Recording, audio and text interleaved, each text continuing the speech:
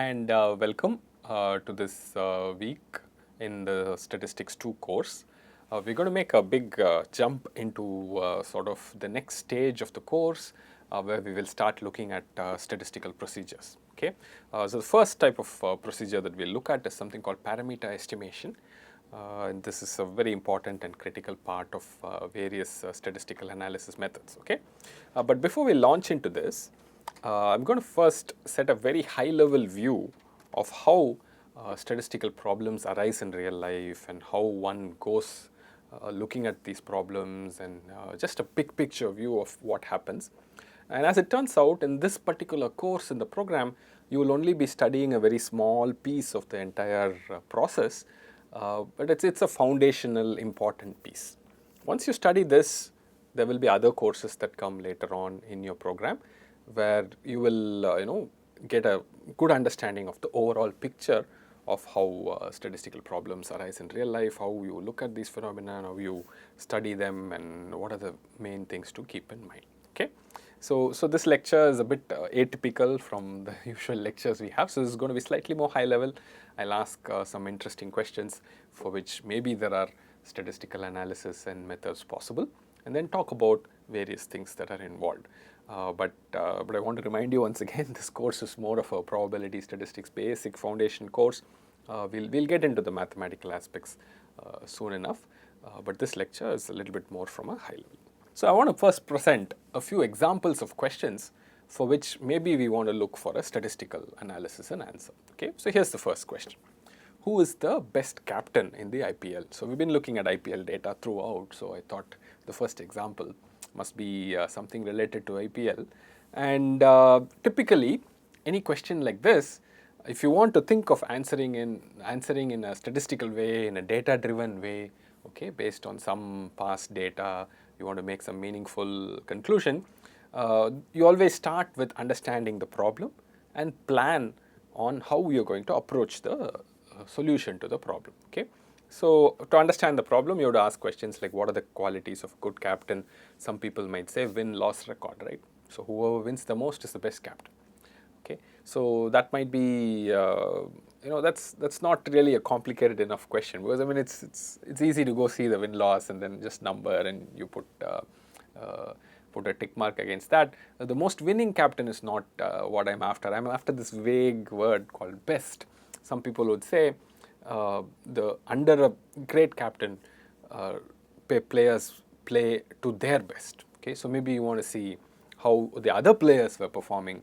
Did they do much better than their average during the captaincy of a particular person? Things like that. So you may want to ask very interesting questions, and often domain knowledge is important in the planning phase and the problem understanding phase. Someone who knows cricket, someone who knows captaincy, experts, opinions. So maybe you want to use their input as part of the statistical decision making process. So you see here, this question is a little bit, this phase of the statistical analysis process is not so mathematical and analytical and probability oriented. It's much more of a how do I say it? It's more of a knowledge of the area of the problem. What is it that one should look for? And typically, many of these problems will not have an easy and unique answer. It will not be obvious. If the answer is obvious, it's a very well-defined question, and usually statistical data-driven methods are not not really needed for those kind of questions, right? So in fact, some people, so opinions start entering the picture when you ask questions like this. And is it backed up by data, or is it just opinion? So for instance, if you ask me who's the best captain in the IPL, I'm not going to go statistics and all that. I'm simply going to give you the answer. Okay, so that's the answer, right? So most people, I think most of you who are listening to this lecture will probably agree with me that Dhoni stands very good chance of being one of the best captains in the IPL. Many people would agree with this. And is it based on facts? I mean, yes, of course, he's won a few championships, but he's also lost some. But still, people would consider him as a great captain. So why is that? And is that backed by data? There's opinions in it, etc., etc. But we don't want to be driven so much by opinion and individual opinion and just sampling and getting answers. But we also want to see data and see if this idea that one person is the best captain is justified by data in some way. Okay, so that takes us to the next part, which is data.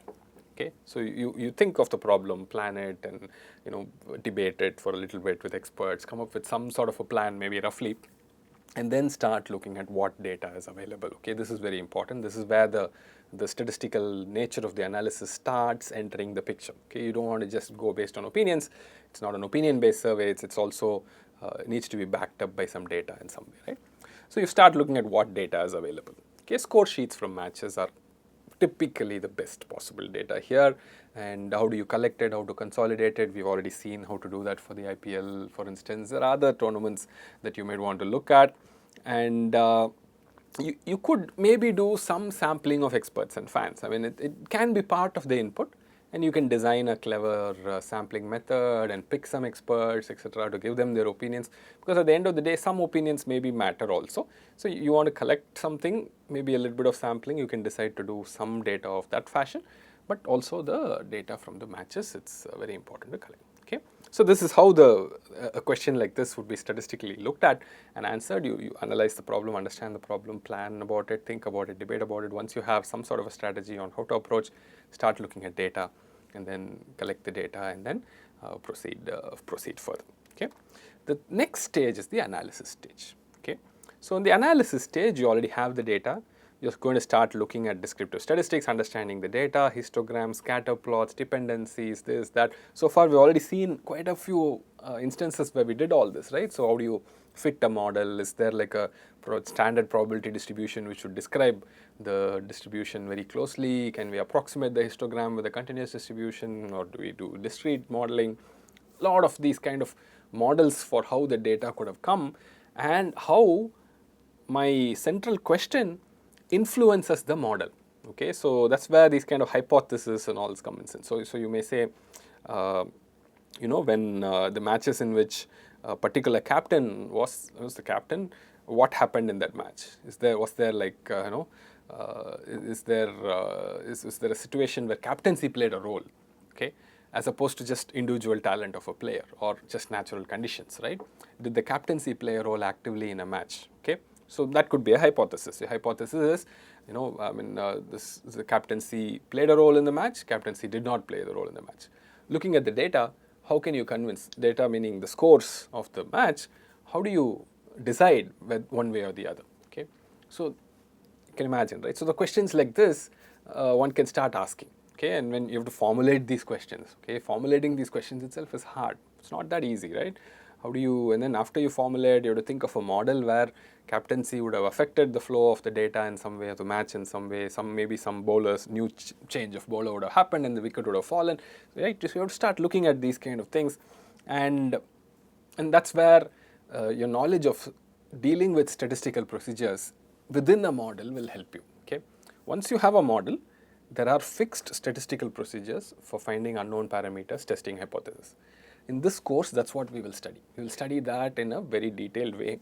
But how to use that, so when you study all of that a lot, then you will get ideas on how to use this to answer a bigger question. Okay, so that's what happens in real life, but usually the analysis part is usually very well defined in practice. You have a model, you fit a model, and then you ask some specific questions of estimating parameters or testing hypothesis within that. Okay, so many of these words may not make too much sense to you. I gave you some examples, but this is the sort of thing that happens in the analysis phase. A lot of people, if you talk to a lot of people working in data science, they'll say the analysis phase, in some sense, the simplest of the phases. What do they mean by simplest of the phases? Simplest meaning usually there's only one way to do it, or 2 ways to do it, or 10 ways to do it. It's easy to do it. You can just do, there'll be usually a program, you plug it into the program, it will give you some answer, some fit, etc. Well-defined process. But then you may also have to derive some metrics, that measure the captaincy in IPL. Like I said, measure the influence of captaincy in a match. How do you do that, right? What is the metric for that? How do you define that? All these kind of things also enter the picture. So it makes it a bit more complicated, right? You need to know some domain knowledge as well as the statistics and sort of put it together to come up with some clear analysis. So that's the analysis part. And we will, like I said, in this course, in the next few weeks, we will focus on estimating unknown parameters, testing hypothesis within the model. That's what we will focus on. So it seems like a very small part of the big piece we're doing, but it's a foundational piece, and you have to know that as well. Okay, so this is the analysis part. then comes in many people's minds what is the most important part of the final result, the conclusion that you're going to draw, and how you are going to communicate it to others. Okay, so why am I emphasizing that? Why is that so important? I'll give you a specific example later, but even here, just because you conclude something, everybody's not going to believe you, right? So this is a question where there can be 20 different answers, or maybe not 20, I don't know, 8 or 10 different answers. Many people might believe differently, and then how you communicate it should also be convincing enough for some person, right? So you would think of a typical fan in mind, a thinking fan maybe, and then give them some reasons for why your analysis is good and why you think you've come to the conclusion. Okay, so that's why the conclusion and communication part of it is very, very important. I mean, you might have reached the correct conclusion, but if you don't communicate it clearly to people, people will first of all not believe you. They'll think, oh, this is just some opinion from some guy, we need not believe it. But if you communicate it cleanly, at least you can get through what led you to make this kind of a statement about a particular captain in IPL. Okay, so hopefully you got the flow of this. So this is how a typical data problem or a statistical problem and analysis works. There are so many different phases, and like I said, in this course we're going to focus on the analysis phase, and there are other courses that you'll do later on in this program which will talk to you about the other parts, and the business courses particularly, and even the ML courses. Sometimes they'll do they'll work with you on the other parts of the entire process, but for us in this foundation course we are focusing on estimating unknown parameters and testing hypotheses. That's what we will focus on. Okay, so I want to give you a couple of more examples of this flavor so that you get an idea of the big picture, and when you get lost in those equations, you can just close your mind and think, okay, there is a big picture, eventually I'll be happy, but let me learn this first. So just to keep you motivated, I'm giving you some big picture ideas on how statistical analysis works. Okay. So the next example is also something that's very close to many of us, many of our hearts. It's about tiger conservation. So how many tigers are there in India? Okay, so this is a question that is very important to answer environmentally. Environmentally, many of you know, the number of tigers represents the health of the environment in one single number, right? So we know that that's very important. In fact, there is a statutory body called National Tiger Conservation Authority. I will welcome you to visit their website. They do a lot of activities, and one of the big activities they do is a census, okay, counting the number of tigers. And again, I'm sure they went through a problem planning phase, data phase, multiple phases. It's a big process. I will once again urge you to go to that website and read about how they do the tiger census, their methodologies, lots of interesting statistical aspects here. Of course, it starts with some sort of a sampling phase. The sampling happens in different ways: survey, satellite view, other data, landscape characterization. A lot of things happen. Very important innovation in the past 5 to 10 years is use of camera traps. So we started putting out cameras in different places which will sense movement and take pictures, and those pictures are accessed by people, and a lot of tigers are captured in those cameras, and that has become a very popular way of counting tigers. Okay, now statistical methods play a big role here. Okay, so the tigers that are caught on camera give you a certain number, but what about tigers that you couldn't catch on camera? How many would there be? Okay, how do you estimate the number of tigers that were not captured in the camera? Okay, so sophisticated statistical methods are used for it. There's a model that's built to estimate parameters. And there's a joint distribution type model that's built across the geography. What is the distribution of density of tigers, and then based on that, an estimate is made. Okay, so I'm not going to go into details here, but you can see how a practical problem in real life is and the role statistics plays in clearly solving that problem. Okay. So just to give you numbers, in 2018, according to the official data, 2,461 tigers were trapped on camera, and based on the statistical analysis methods, people have estimated that there are a total of 2,967 tigers. Okay, so of course the statistics tells you that there's more tigers. Some of you may say, I'm not going to believe it, right? So that's where I said opinion comes in, and you should read their brochures and methods, and if you read through them, I think you will be convinced that this number is close to the truth, right? So they followed a very rigorous, clean method to estimate, and they do a lot of peer review, a lot of international experts come in, and so this number is not put in lightly, and it's still disappointing. I think maybe we need to double this number, quadruple this number to get our forests to a healthy state, and maybe it will happen soon. Okay, so let's hope for the best. So that's tigers.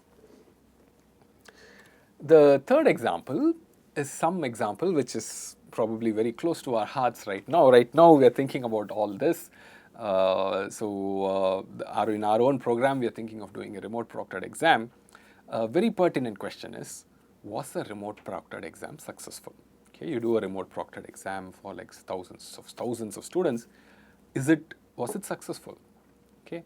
Now, why is this important? It's an important problem, right? So it's the administrators of the program have to convince authorities in the universities and also convince students that this exam was indeed successful. It happened. It worked well. It was under control. The performance was as expected. All of these are important, right? So you have to convince people that it's true. So how do you do that? How do you statistically approach this problem? So it's easy enough to think. I mean, all of us are experts in this area, right? There's no domain knowledge needed. We know what happens. So how to assess success of the exam? Honor code comes in as an important criteria. Was it how many violations of honor code were there? How strongly did people collaborate to answer the question? Can we take the exam as a proper measurement of an individual's knowledge, or did they collaborate and do something which violated the honor code? So these are important things, and we can keep that as a good metric. If you know that there were not significant honor code violations, at least the sanctity of the exam was not violated. That's the part we are interested in when we say successful. I mean, of course, how well students learn and how well they perform is different, but this is just in the success of the exam administration process. Okay, so here's a picture. I think it's from one of our exams. I've grayed out the faces for privacy, but you can see this is how the exam happened, right? So you can see the number of things that can go wrong here. So data, the data that one can look at is the scores that we got, some data from GMeet, some data from proctors on how the invigilation went, how the student's camera angle was, how was the connection, could we see all the time, things like that. Okay, all that we can use.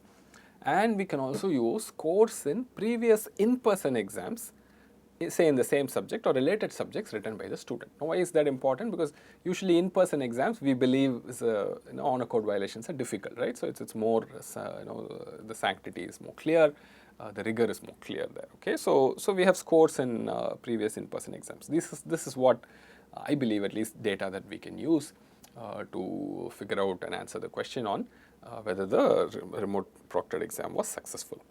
Then you can do analysis, right? So you can look at the histogram of the scores. Is it similar to previous in-person exams? Very different. And then from there you can figure out whether the honor code was violated.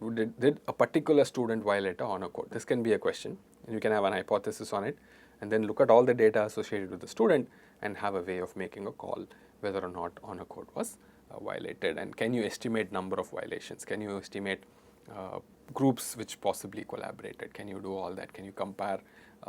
For instance, see, we are getting answer sheets scanned by students, and then there is people who are going to look at it. How strongly should we invest time and energy into looking at answer sheets? Whose answer sheet should we look at? Should we do all that? So all of those are also statistics driven, data driven, right? So look at the nature of how statistics enters the picture, how you have to look at the data, how you have to be making decisions driven by data, and how your analysis methods and processes must be statistically strongly motivated. Okay. Finally, of course, conclusion and communication is very important. Again, we have to communicate to university authorities and tell them, yes, this is a good exam. We can rely on its marks and methods. You may have heard about so many other universities doing online exams. They get challenged in court, and people have to scramble to justify whether the exam was good or not, and all sorts of opinions are floating around. We don't have a proper way of statistically studying this and being sure about it. Okay, and more importantly, I think we have to communicate to students, right? So students who take part in this program should believe that yes, the exam went well, right? So only then they have confidence in the program itself and the fairness of it.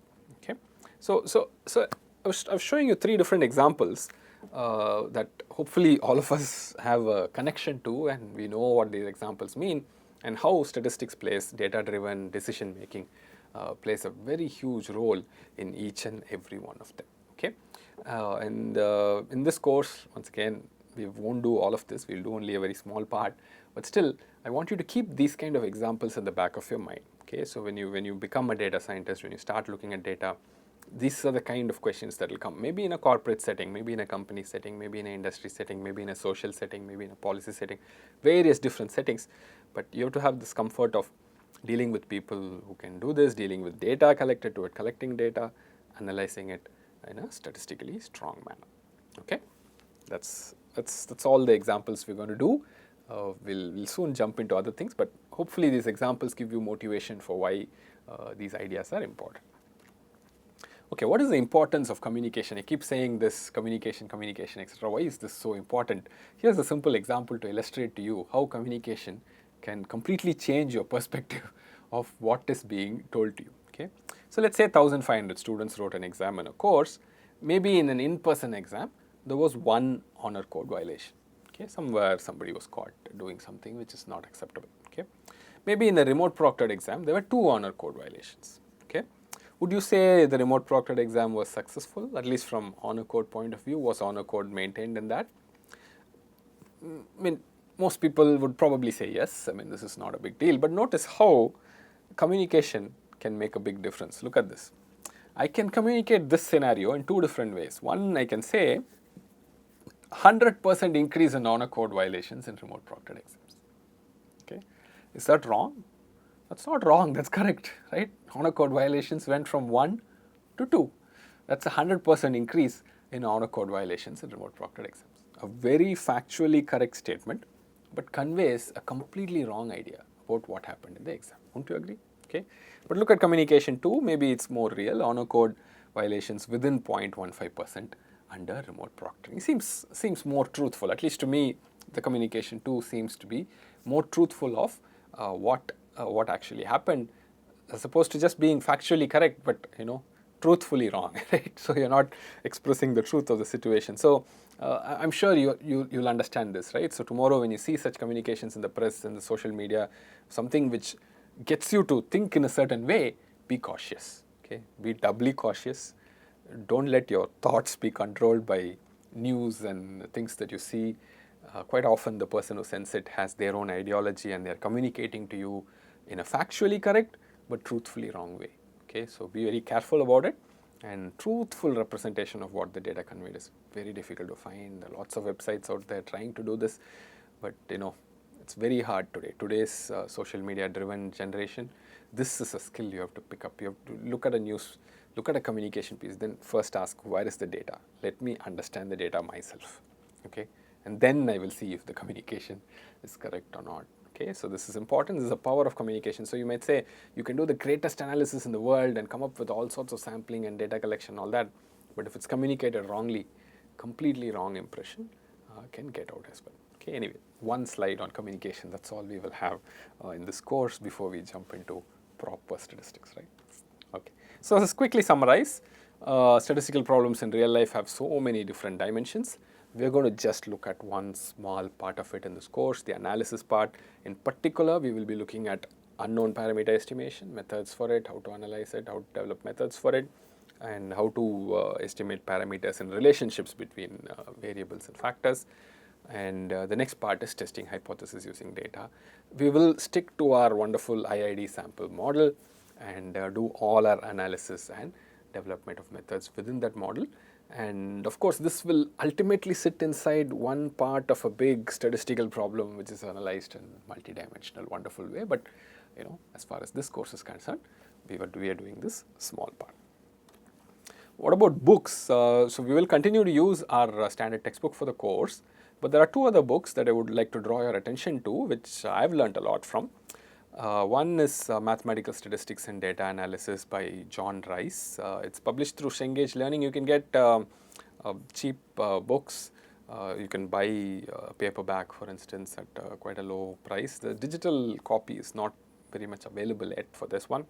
It is a good reference. It has all the theory, equations. It's sort of modeling driven in some way. It also has lots of data and simple practical examples. Okay, so it's a bit data driven in some sense. It's a good book. I will pull examples from that and ideas from that when I teach. And another book which is written for the general public And it's really again a fantastic book. Is this Art of Statistics, Learning from Data by David Spiegel-Halter. It's a pellicle book. Once again, you can buy. I think it's not too expensive in India to buy this. Doesn't have equations. There's also a Kindle version, for instance, if you want to get it on your Kindle.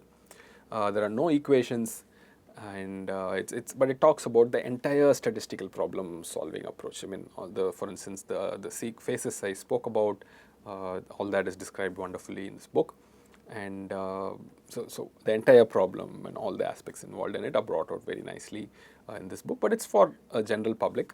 You will get a good idea by reading this book. So these are some books that I would like to use. Okay, so that's the end of this little motivational sort of lecture where we discuss some general ideas about statistical problems in real life. We will not come so much back to these kind of discussions later on in this course. We'll jump deep into IID sample models, estimating unknown parameters, testing hypotheses, etc.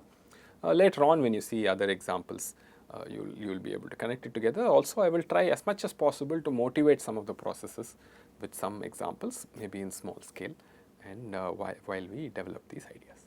Okay, I hope you're excited in learning about statistical procedures. It's a big jump from all the probability that we've been doing, a lot of painful calculations. Now we sort of get to apply it in the realm of statistical procedures.